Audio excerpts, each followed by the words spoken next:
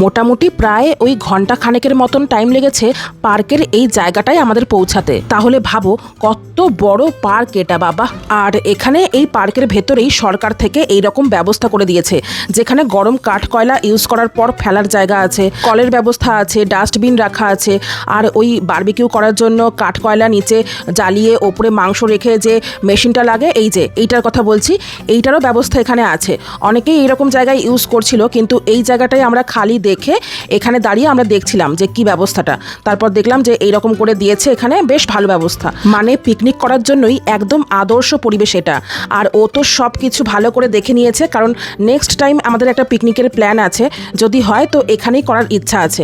আর যে লেকের কথা বলছিলাম, ওই যে দূরে লেকটা, অন্টারিও লেক। অনেকেই আবার দেখছিলাম যাদের গাড়ি আছে, গাড়ির ডিকির মধ্যে সব ওভেন, চেয়ার টেয়ার, রান্নার কড়াই, হাতা খুন্তি সব নিয়ে এসে এখানেই বসে পিকনিক করছিল।